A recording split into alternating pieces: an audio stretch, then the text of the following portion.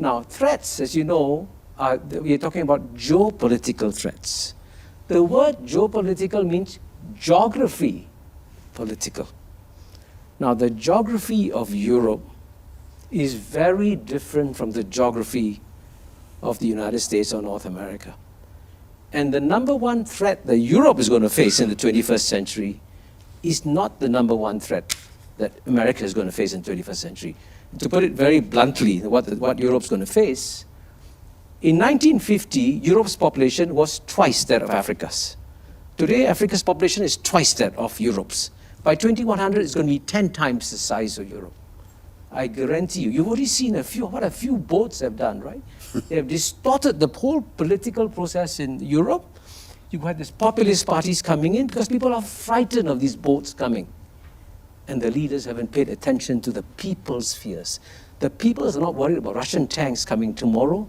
They're more worried about the African migrants coming. And here, Secretary of State John Kerry is absolutely right when he talks about the young 2 billion people with a smartphone. More and more of them are going to come. And how do you keep them out? So that brings me to my third point. You got to develop Africa economically. There's only one solution. And who's the number one potential partner for Europe for the economic development of Africa? Who's the number one investor in Africa today? It's China. I'm so pleased to see that we have full house here, hardly a seat available. I think this demonstration of interest is a reflection on the quality of this panel. But let me, before I introduce the panelists briefly, let me just say, and of course particularly on the political military aspects of this relationship. We have a number of big challenges. One of them has the name of the current American president. Another challenge, just to throw out a couple of points, and I'm sure we'll talk about this more, is the future of the arms control process. And by the way, arms control, the way I learned this, is not only nuclear arms control and ballistic nuclear weapons, it's also about conventional arms, and increasingly we will need to talk in the future also about the question, is there such a thing as arms control in cyber, etc. So, I think this is an essentially important discussion that we're having, and I'm very, very pleased to have this fantastic panel. I will just very briefly, since these panelists are all known by their first names and last names and by their professional background to, I'm sure, all of you, but very briefly, Secretary General of NATO, Stoltenberg, Jens Stoltenberg, who of course comes from Norway, was Prime Minister Norway, has been running NATO brilliantly for the last several years, namely since 2014. And he is in charge of course, this year, celebrating the 70th anniversary of NATO. It was founded 70 years ago. My own country only joined NATO for reasons well known only in the 1950s, but it was at the end of the 40s that this organization was originally hatched, so to speak. To his left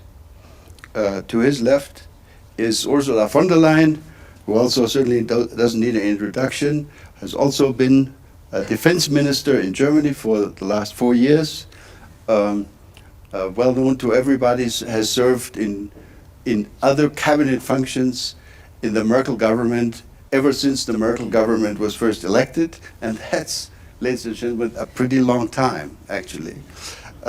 Then we have to Ursula von der Leyen's left, John Kerry. I want to thank the Secretary of State, the former Secretary of State, for taking a very quick decision yesterday when, of course, when it became known that Secretary Pompeo would not be able to be here.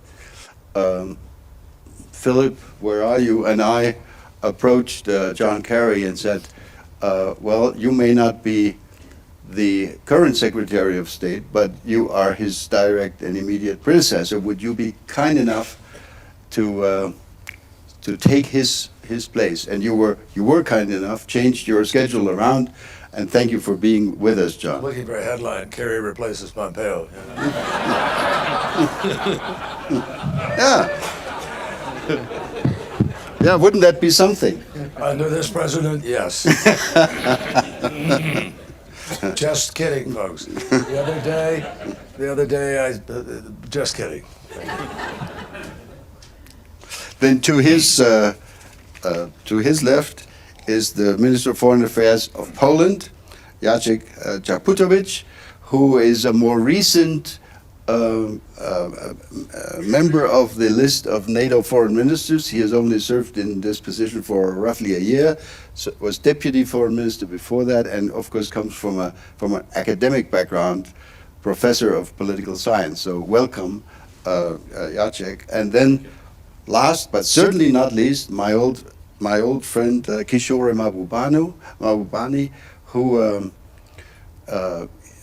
has been a very impressive academic representative of his country, Singapore, but who is known in my world, in the diplomatic world, as an eminent diplomat, one who has written many books, served with great distinction as Singapore's Perm Rep at the United Nations, and who has never had, as long as I've known you, Kishore, you have never had difficulty in adding your comments to whatever anybody else had to say about anything. So it's really great. So thank you for allowing me to be provocative. Exactly. So this is the lineup, and I'm really happy to have been asked to lead us through this. What we'll be doing now is I'll ask a couple of questions of the panelists, and I hope that within like 20 minutes or so, we would then open it up to you, to the audience, and if you wish to speak, ask a question, or offer a brief comment, hopefully only a brief comment, please, for the benefit also of the cameras, please do us a favor, get up, identify yourself, and if you have a question, it would be helpful if you said whether the question is addressed to the entire panel or to just one specific member of the panel. In that way, I think we will use this hour most effectively. Let me start with Secretary Stoltenberg. 70 years of NATO. Unfortunately, at the beginning of this year, some of the newspaper headlines, commentaries, are filled with the idea or the vision that we are entering a new age of great power competition. Russia, United States, China, etc. Where is NATO? What's the role of NATO in this unfolding situation? And how confident are you that we are actually going to have something to celebrate in April?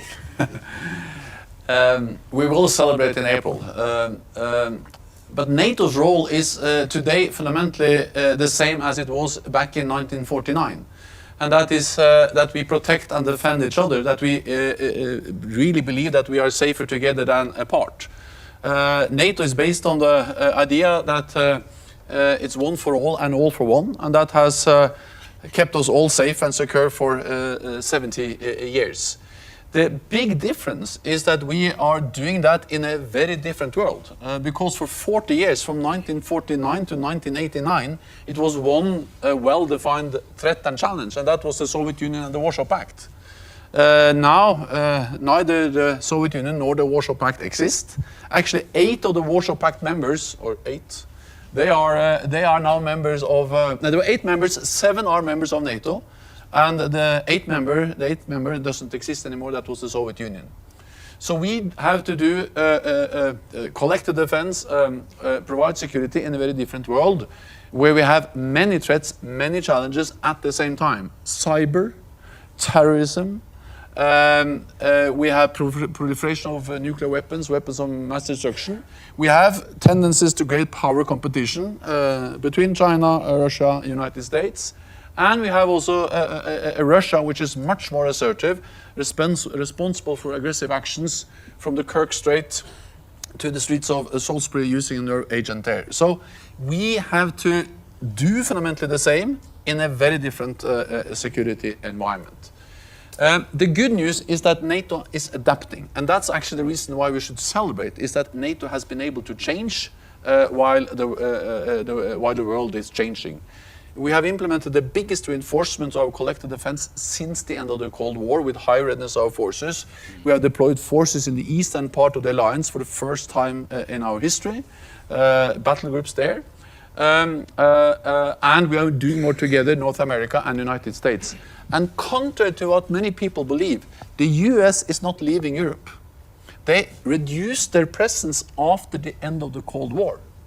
And the last US battle tank left Europe in December 2013. But now the US is back with a full armored brigade. So actually the US is now increasing their presence in Europe as a response to the need to strengthen NATO and collective defense in Europe. European allies are also stepping up. Since 2016, they have increased defense spending across Europe and Canada by 41 billion US dollars. We had a NATO summit in July last year in July, and there we agreed to further strengthen our efforts, and we now see the results based on national plans coming in from all the allies. They will add 100 billion US dollars by the end of next year. So things are changing. By 2024, we expect 350 billion US dollars. So it has been a lot of focus from not least the US on burden sharing. And my message to the United States is that actually we are improving burden sharing. We see the results. European allies are stepping up. The last thing I'll mention, which we are the most immediate challenge we are faced with, is the breakdown, the potential breakdown of the INF Treaty. The INF Treaty is a cornerstone for arms control for our security. It's a treaty that was signed in 1987. It introduced the number of missiles. It banned all missiles, 0. And it has served us all very, very well. The problem now is that Russia is deploying new missiles in Europe, violating the treaty. The United States stated at the NATO foreign ministerial meeting in December last year that by the 2nd of February, if Russia has not come back into compliance by then they will start the process of withdrawing from that treaty.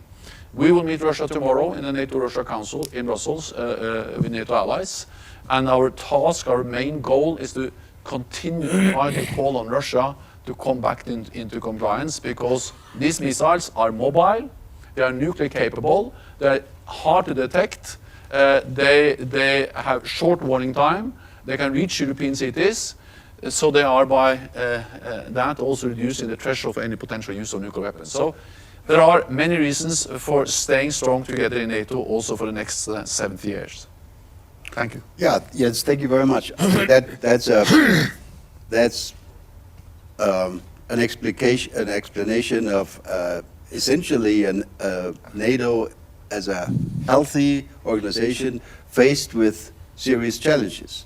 But let me turn to John Kerry. I mean, you know, in my country, in Germany, we had for the first time in decades newspaper articles, not many, but some, that started arguing, apparently we can no longer trust the United States. Maybe we should have, you know, a European or even a German bomb. Can we still rely on the United States? What's your take on the health of this alliance and how it should be taken forward? Well, Wolfgang, thank you. First of all, thank you for asking me to join you here today. This is a really timely and important topic. I'm delighted to be with all of our panelists, but I particularly want to say how a pleasure it is to be back with Jens and with Ursula. We worked so closely together for such a long period of time, without rancor and without insults, gratuitous or otherwise. And that's what I want to try to talk about today in the context of NATO and Europe. And I ask you, all of you, to think about this discussion in a larger context. NATO was created and the European project was created to stop Europeans from killing each other, bluntly put. And if you go back to the 1940s and 50s and the challenge of a then Soviet Union, just because the nature of the entities have changed, i.e. Soviet Union to a Russia to a federation and so forth, Europe, etc.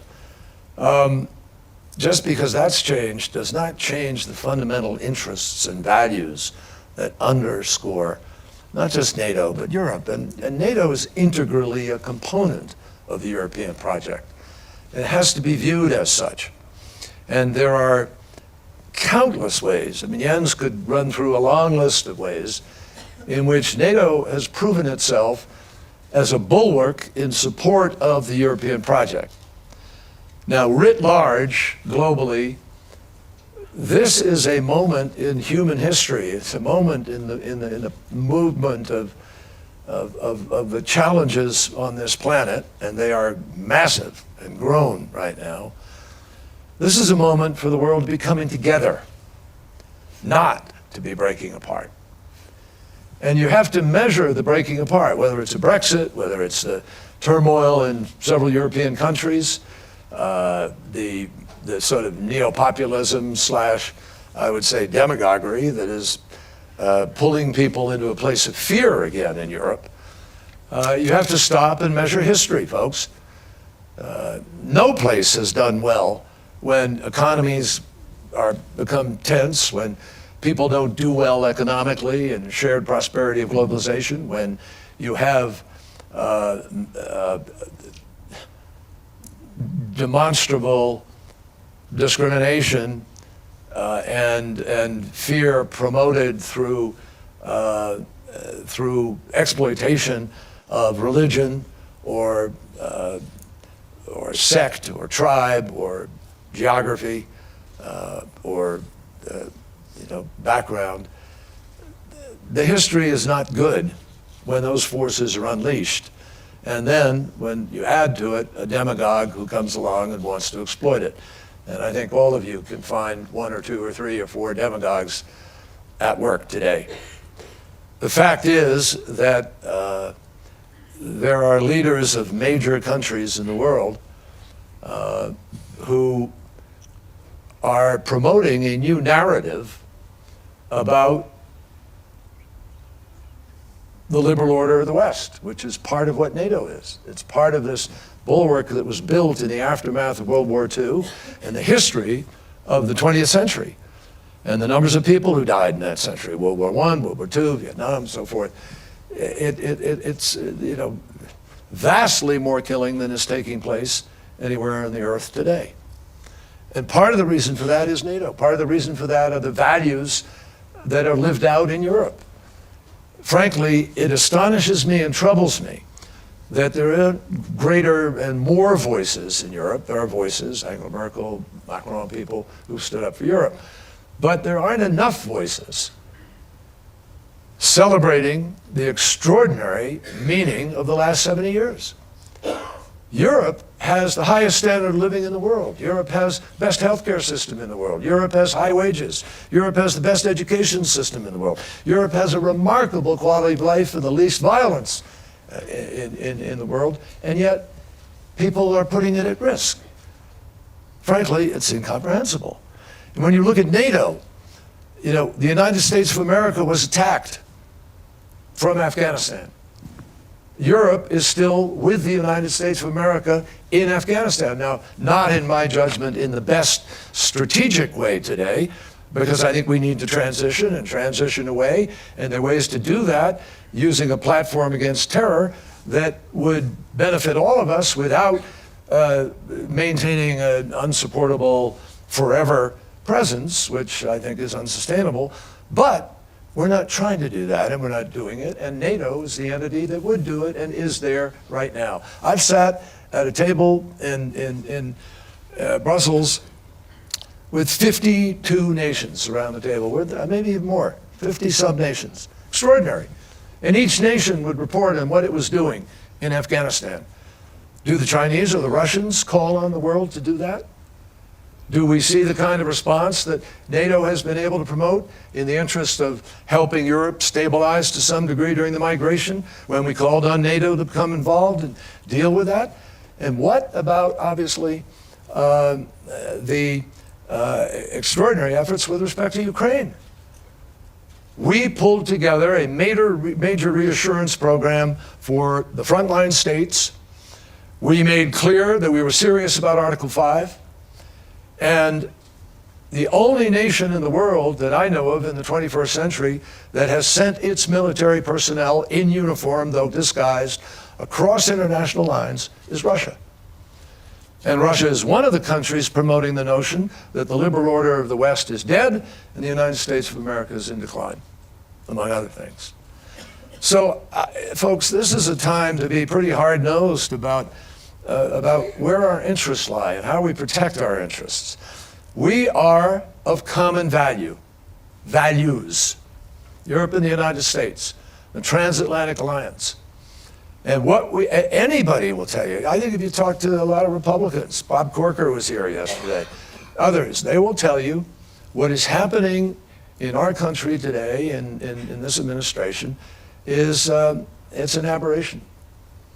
It's even hard to predict for people in the administration where it's going to be tomorrow or the next day. So yes, there are legitimate questions being asked today of a president who attacked NATO, who personally insulted the Chancellor of Germany, who pulled the rug out from under the Prime Minister of Britain, who was trying to negotiate on Brexit, who has, you can run a list, right? And the problem is, yes, there is a question about, will this president, in fact, be there? And that's why this discussion about 100,000 troops and this discussion. But I can guarantee the vast majority of the American people and every person I know on either side of the aisle, bipartisanly, who has any chance of being a president of the United States in the future, believes that NATO is critical, and they would object to any movement away from it, and they will support Article 5. So I do not accept some of the literature I have read where people are saying irreparable damage to the transatlantic alliance. No, I don't believe that. Not irreparable. I think much of it curable in a matter of days and weeks, if not hours, by reaffirmations, by restatements of support, by recommitments.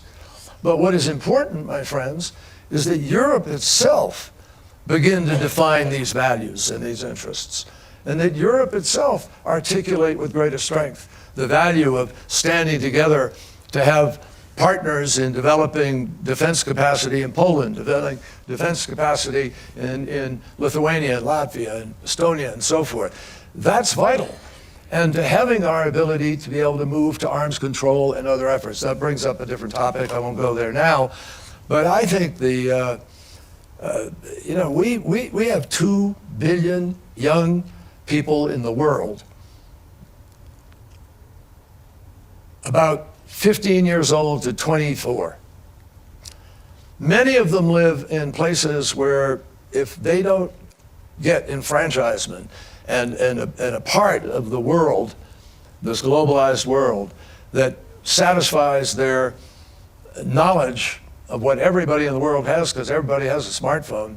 They may not have a job, but they have a smartphone. They may not have a future, but they have a smartphone. They may not have a vote, but they have a smartphone. And they see what everybody else has. And I'm telling you, with 1.8 billion kids, 15 years old or younger, 350 million of whom are not going to go to school, and they live, many of them, in countries that do affect Europe already as a consequence of conflict. You need a NATO. And NATO has the ability to adjust to those kinds of threats. We shouldn't be limited just by what created NATO. We face threats going forward. Perhaps the biggest of all was mentioned earlier, cyber. You can bring countries to their heels in nanoseconds, pushing a button. 20 people in a barn somewhere in Eastern Europe or somewhere else in the world who are properly funded have the ability to be able to terrorize a nation, if not bring it to its heels. That's our threat. And we need an entity like NATO that can help guide what our protocol is going to be with respect to cyber going forward. We began to do that with President Obama, but there's nothing happening today that convinces me that we are doing the kind of things we did to rein in nuclear weapons. We're not doing that with cyber. We need the same type of nuclear negotiation for cyber that we had to begin to go from 50,000 warheads pointing at each other in Reykjavik when Reagan and Gorbachev sat down. Now we're down to 1,500 and some, and we propose going lower. So NATO is critical to the ability to give confidence to people about those values, about those interests, and it is the strongest vehicle we have right now to provide cohesion to the defense and security of a critical friend, ally, trading bloc, and value-based alliance. And I think that is irrefutably a moment of strength and something we should adhere to, not seek to undermine and destroy. Thank you, John. Thank you. Very impressive. Now, let me turn to the German defense minister. You know, listening to John Kerry, one question that might come up is, so if it's like that, why would we need a European army? Why do we need to talk about autonomy of Europeans, etc.? Can you explain to us a little bit what the motivation is and to what extent these ideas about European capabilities are or are not helpful to the larger NATO effort? Please. Yes, thank you. Thank you, John, and I can underline each of your words. You know, NATO, if we wouldn't have it today, we should invent it. It is an indispensable NATO we do have, and I'll reinforce what you said.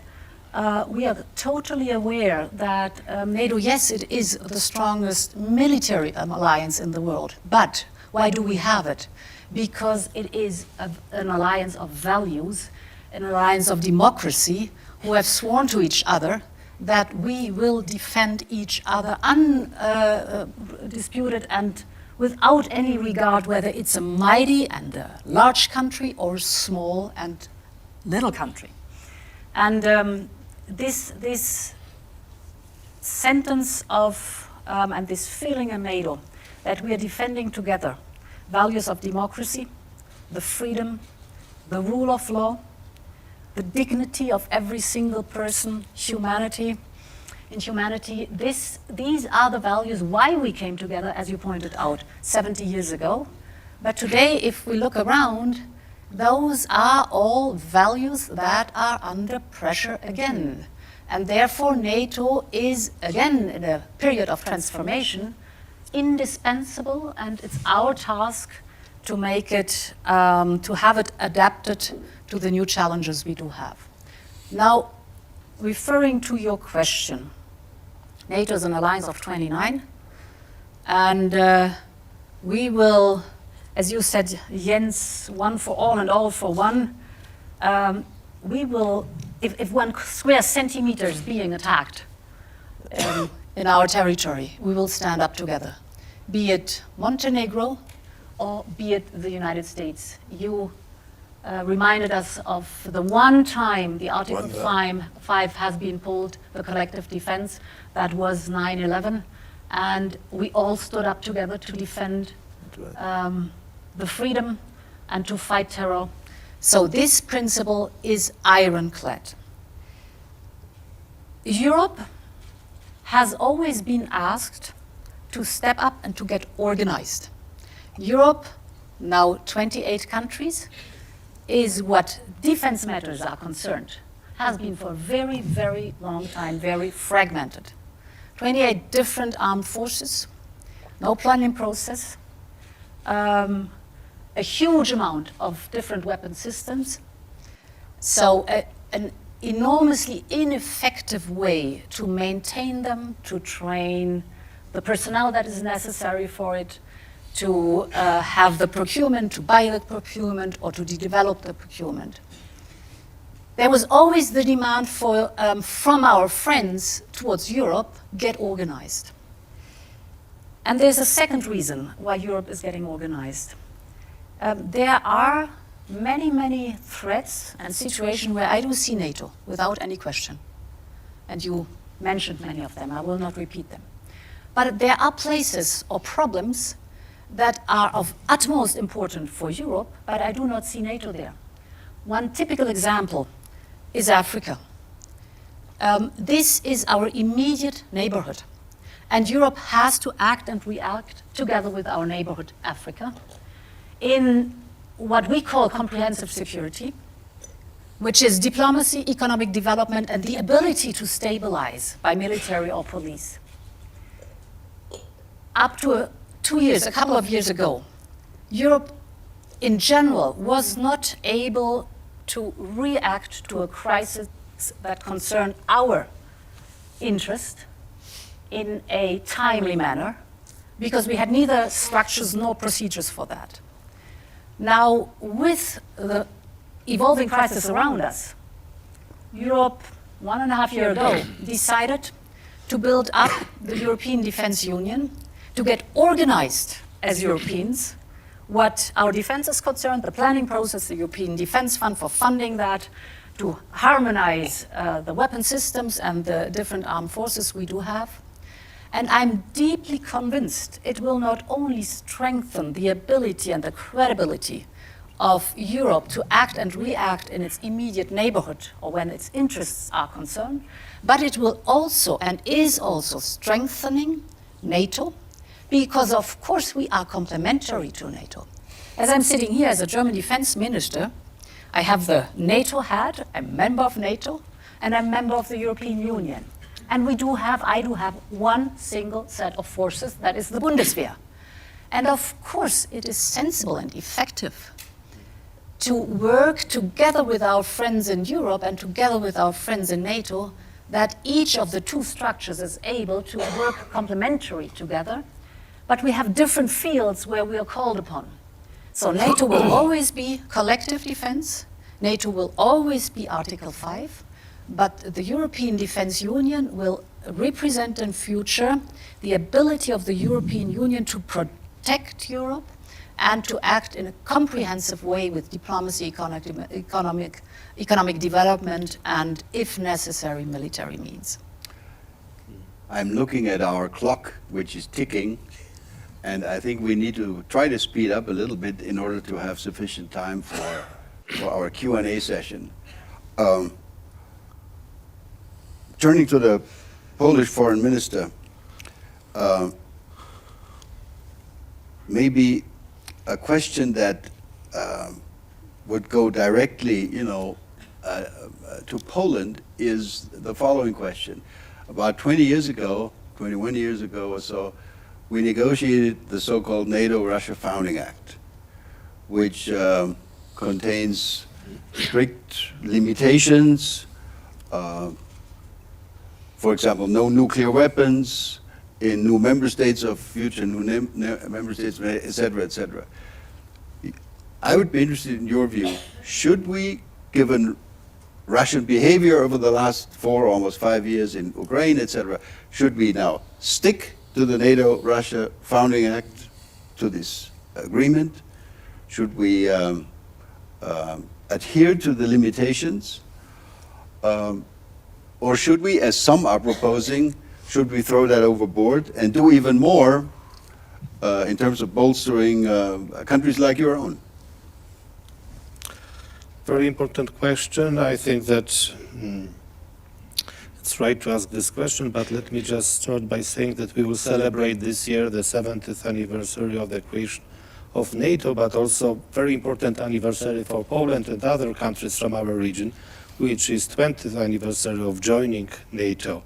Poland, together with Hungary and Czech Republic, will celebrate that anniversary in March. And it was a very important step. Since that time, we feel really secure and safe in Europe. We joined community of free democratic states.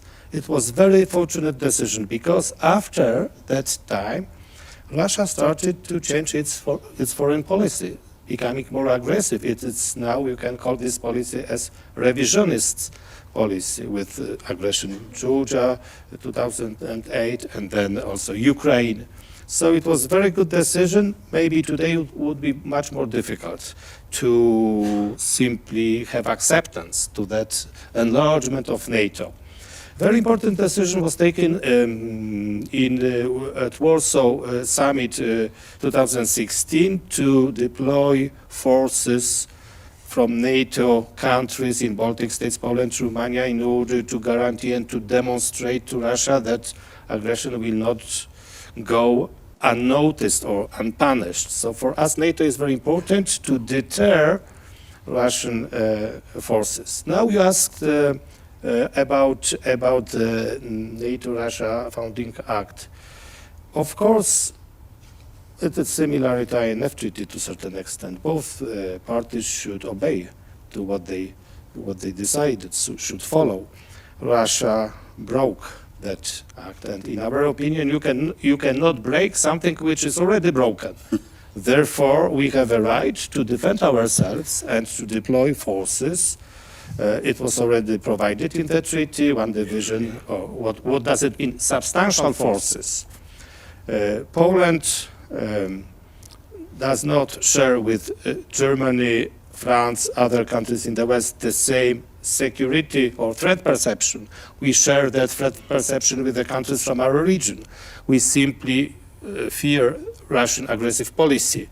Therefore, we are much more, so to say, we want more American deployment of troops because, in our opinion, transatlantic bonds and American army is the only deterrent Russia takes into consideration when they think about its foreign policy.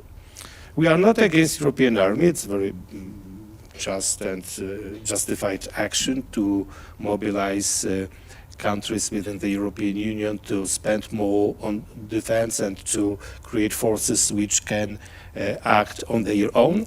But in our opinion, only transatlantic links, therefore only NATO is a real security guarantor for our countries. So this is how we see the situation. So I can just summarize my short introduction that in Europe there are different threat perceptions, and countries to the east, close to the eastern flank of NATO, have kind of a different priorities. Therefore, for us, American cooperation with the United States in the field of military is crucial, and also Poland is decided to spend much more on defense, and we will increase from 2% now to 2.5% in future in order to take also our burden to invest in common defense. Thank you very much. Thank you. Kishore, you published a book not so long ago with the very provocative title, Has the West Lost It? So here's my question. I brought a copy here. So here's my question. Has the West lost it when you listen to this discussion? Or, to put it a little more, I guess, intelligently, what role do you see as looking at NATO and our region from the outside, from an Asian perspective? What role do you see for the transatlantic alliance in the evolving international system, in this new landscape of quote-unquote great power competition, et cetera, et cetera? Kishore, Well, try to be brief. I know you're watching the clock. Yeah. So Yeah. I'll make three very quick points to answer your question directly. The first point I want to make, and it's an important point, I think from the point of view of the rest of the world, at a time when everything is changing, right? We are entering a new era of world history. And just to give you how dramatic the change is, you had 200 years of Western domination of world history. Today, in PPP terms, the number one economy is China, number two is the United States, number three is India, number four is Japan. Not one European country in the top four. It's a different world. So with everything changing, it's good to have some pillars of stability in the world, right? And since the West created, in many ways, the global architecture post-1945, which is still, I think, working and holding the world together, and I spent 10 years as ambassador to the UN, so I know that many of these global multilateral institutions work, and they rest on the transatlantic alliance as the substructure of the global governance architecture. So the rest of the world doesn't want to see this transatlantic alliance being shaken. It's good if it stays together. But my second point at the same time is that at the end of the day, an alliance is about threats. Now, threats, as you know, we are talking about geopolitical threats. The word geopolitical means geography political. Now, the geography of Europe is very different from the geography of the United States or North America. And the number one threat that Europe is going to face in the 21st century is not the number one threat that America is going to face in the 21st century. To put it very bluntly, what Europe's going to face, in 1950, Europe's population was twice that of Africa's. Today, Africa's population is twice that of Europe's. By 2100, it's going to be 10 times the size of Europe. I guarantee you, you've already seen what a few boats have done, right? They have distorted the whole political process in Europe. You had these populist parties coming in because people are frightened of these boats coming. And the leaders haven't paid attention to the people's fears. The peoples are not worried about Russian tanks coming tomorrow. They're more worried about the African migrants coming. And here, Secretary of State John Kerry is absolutely right when he talks about the young 2 billion people with a smartphone. More and more of them are going to come. And how do you keep them out? So that brings me to my third point. You got to develop Africa economically. There's only one solution. And who's the number one potential partner for Europe for the economic development of Africa? Who's the number one investor in Africa today?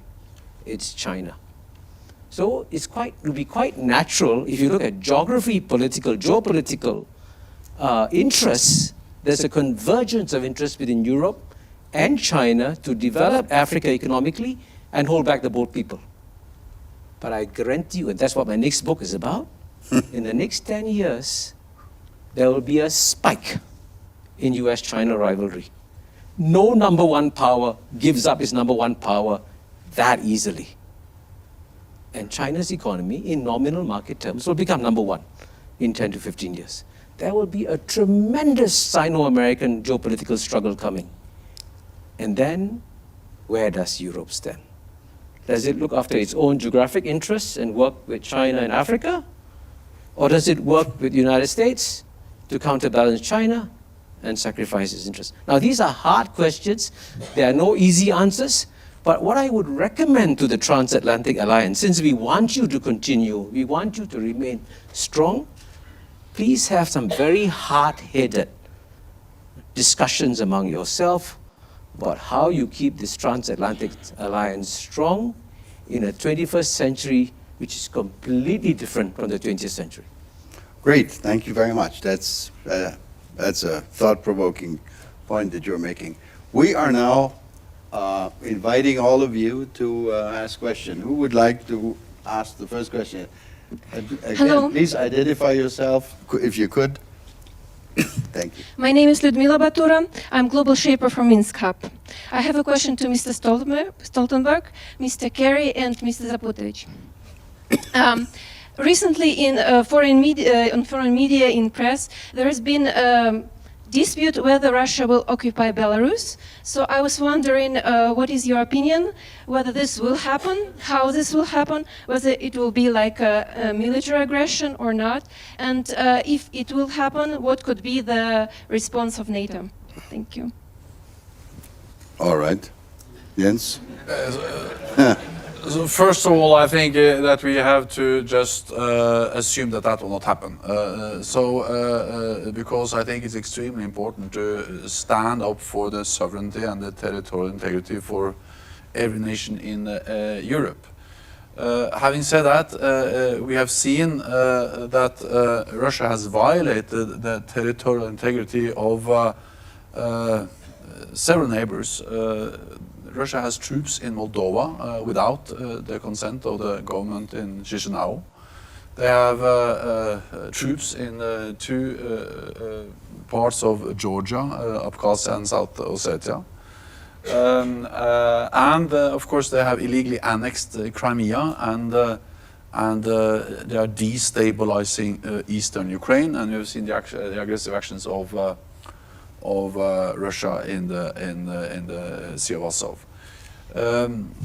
What NATO is doing is that as a response, not least to this more assertive Russia and more these aggressive actions of Russia, we have, as I said, significantly strengthened the readiness of our forces, increased our presence in the eastern part of the alliance, and European allies are now investing more in defense, and US is increasing their presence in Europe.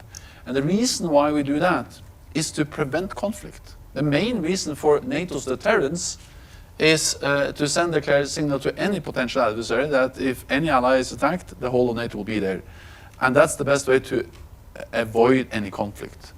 And so NATO is responding, and we are ready then to, of course, defend any NATO ally. Belarus is not a member of NATO. John, you want to add something to that? I think that covers it. That covers it. Yeah. If I may just add to this, of course, Belarus is a very important neighbor of Poland, and we support sovereignty, territorial integrity, independence of Belarus. I think that also there is a role for the European Union to support pro-European orientation in the country.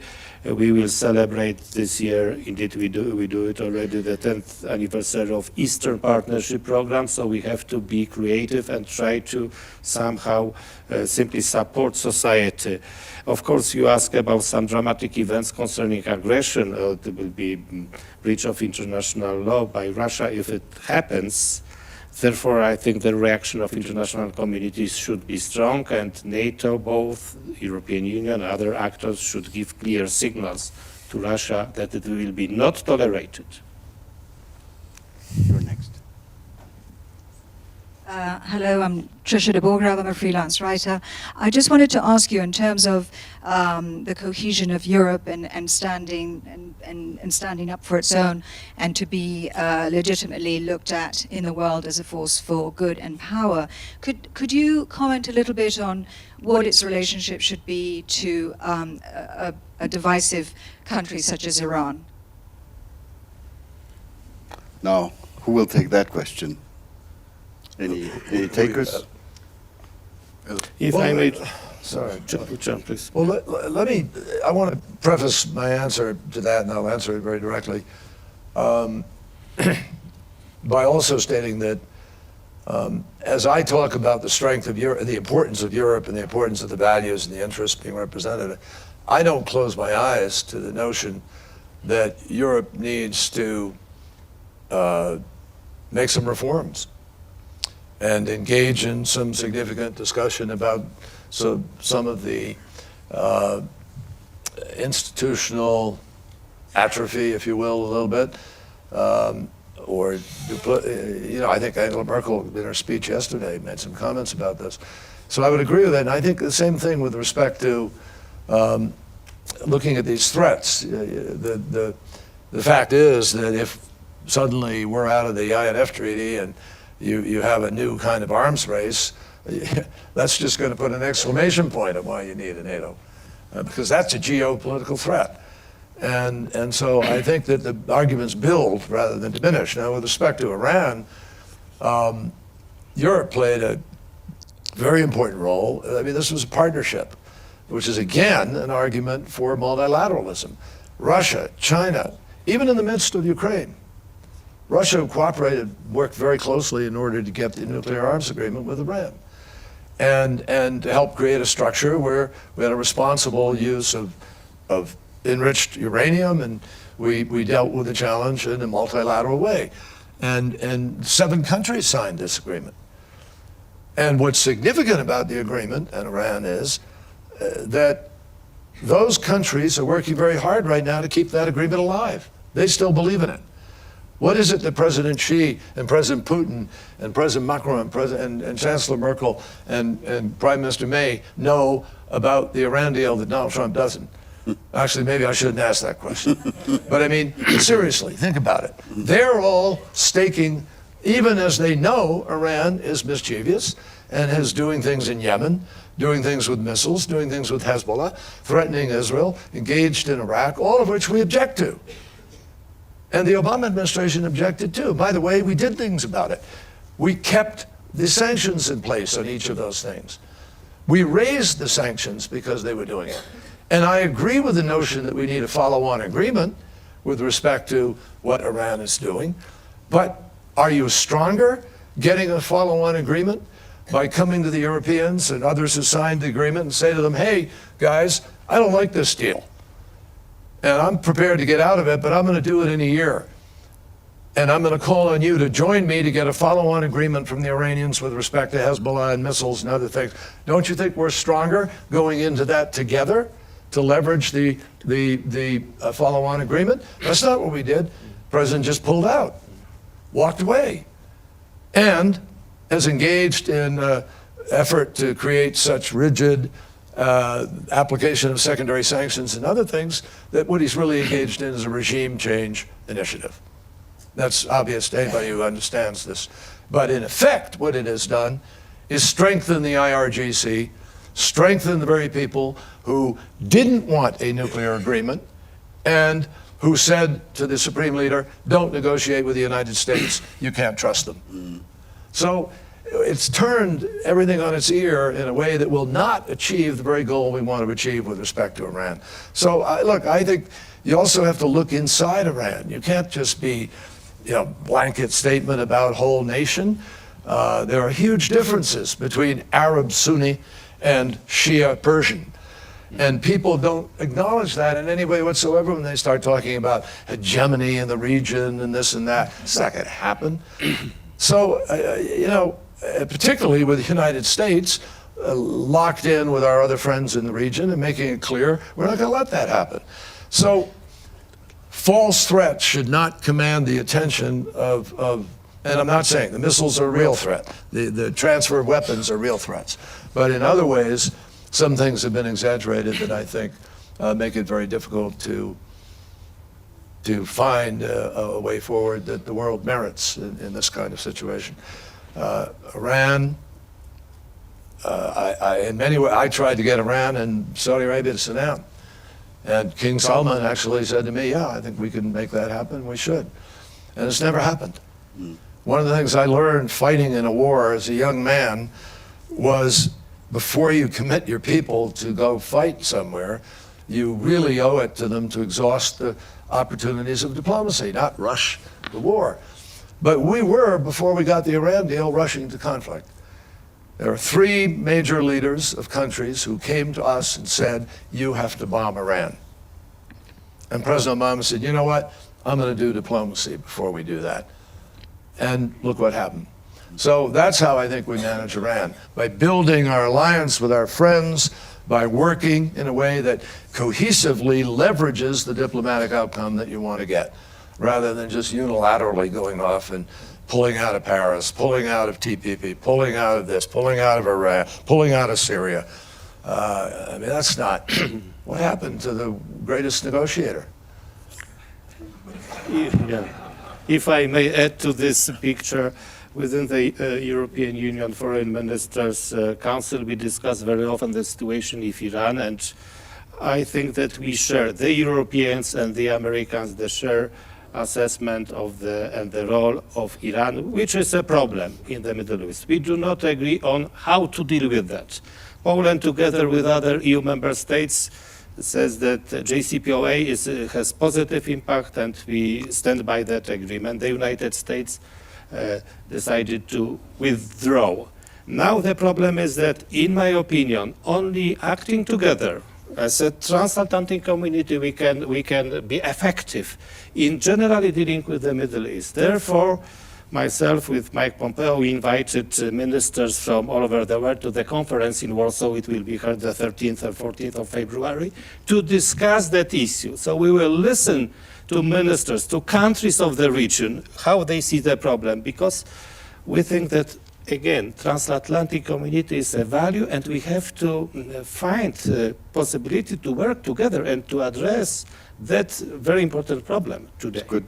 It's an important point. Ursula von der Leyen. Yes, thank you, John, again for your words, because if I may refer to your brilliant analysis, yes, there are the two superpowers, the United States and China, but you were asking where's the role of Europe in between. Well, the European experience is the experience that if we have a club of egoists and if we fight each other, we're all losing. So our bitter experience of the last century was if we work together, it might be slower, it might be bumpy and messy sometimes and loud and chaotic, but in the very end, it's a win-win situation for all of us, the middle powers and countries. And therefore, it is a question of do we want a zero-sum game that always needs one winner who needs a loser? Or do we want to invest in the win-win situation that can occur? They are slower, as I said, and they need a lot of diplomacy. They need a lot of compromises. But I think over time, this is going to be the model that's going to keep our world peaceful and inclusive.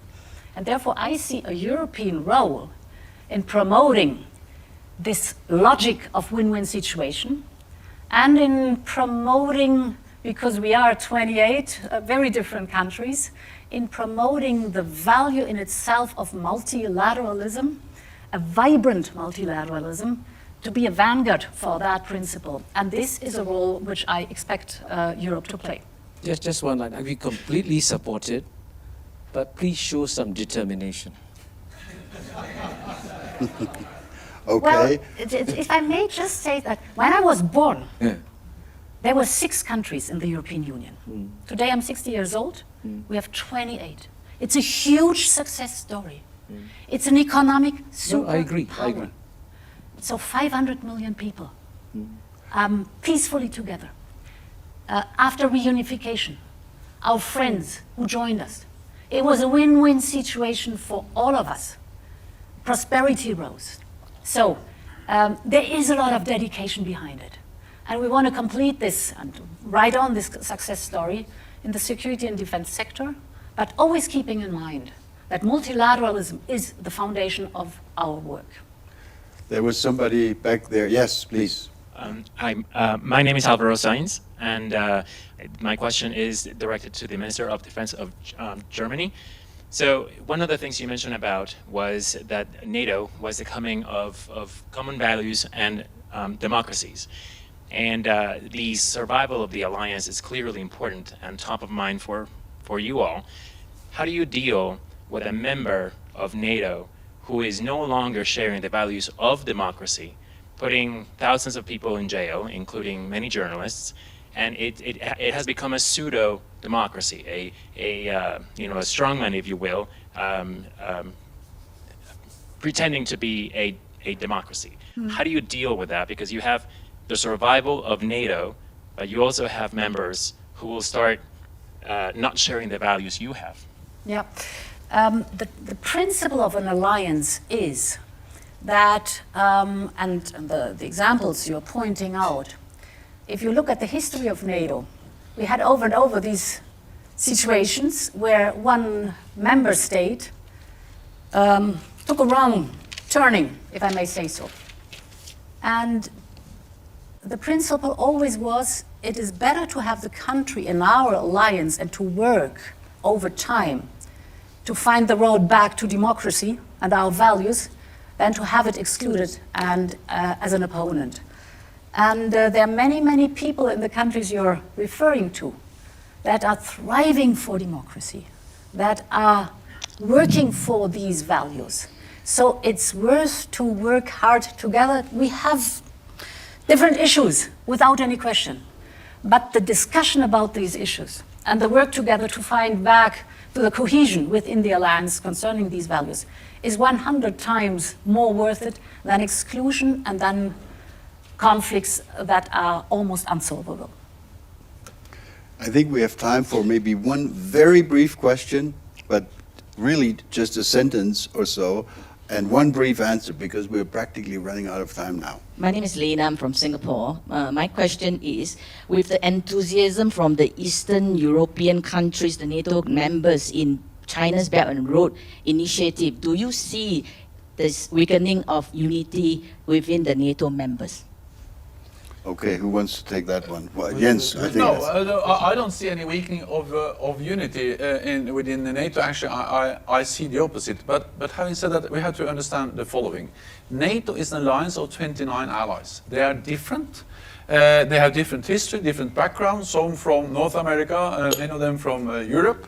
Different political leaders are elected. Sometimes they disagree on important issues as trade or climate or many other issues. And they choose different paths on many different things. But they unite around the core task of NATO. And that is that we defend and protect each other, because especially in a world with more uncertainties, more threats and more challenges, this is extremely important. And some are concerned about the size of China. Well, China is big, that's fair. But NATO, meaning 1 billion people, Europe and North America together, is really a big alliance which is able to cope with all threats and challenges we face in the world today, as long as we stand together. I think that was a pretty good closing remark. Thank you very much. 本期视频非常有意思，这是2019年达沃斯论坛现场的讨论视频，来的人也都是欧美北约的政要大咖呀，比如克里、冯德莱恩、北约秘书长滕贝格等人。马凯硕作为学者身份参与讨论，当时滕贝格、冯德莱恩、克里等人大谈北约是多么的团结，对吧？说北约的理念是多么的先进人人为我，我为人人等。其实谁不知道北约完全是冷战时期的产物随着苏联和华约的解体，早已不适用于当前世界。北大西洋公约就像人类和平的毒瘤一样，亏得这些欧美政要能够吹嘘的出来马凯硕接下来说的话呢，让人感觉到这些政要的目光是多么的短视与马凯硕根本就不在一个维度上，完全就是降维打击马凯硕说欧洲面临的威胁和美国根本就不一样。欧洲面临的威胁是大量的非洲移民能够解决非洲的发展问题，从而解决移民问题的只有谁China。 反观这帮欧美政要，除了吹嘘北约的团结，我们有多少的核武器，我们有多少的导弹，根本就看不到自身存在的问题，或者说对自身的问题毫无战略规划或者是解决方案，只知道搞意识形态斗争。这些人领导欧美何尝不是人民的悲哀欧洲放弃俄罗斯大量的便宜的天然气石油不用，却任性跟随美国搞什么北约东扩制裁俄罗斯，活生生的把自己玩出了欧洲的能源危机，让老百姓承担高昂的冬季取暖费，让工厂的生产成本急剧的拉高产品竞争力也下降。这样下去，欧洲还有未来吗？再看看欧洲在芯片、AI 的人工智能、机器人、无人机等领域早已和中美不在一个竞争维度上了。我们再看看欧洲的专利申请数量，别说中美，就连日本、韩国都比不上了。如果欧洲还继续躺在暖窝当中，各自玩各自的小心思，走不出自己的战略自主的道路，只知道跟随美国，烽火可以断言，欧洲没有未来。好了，本期视频就分享到这里，大家喜欢的话可以点个订阅，烽火再次感谢，我们下期再见。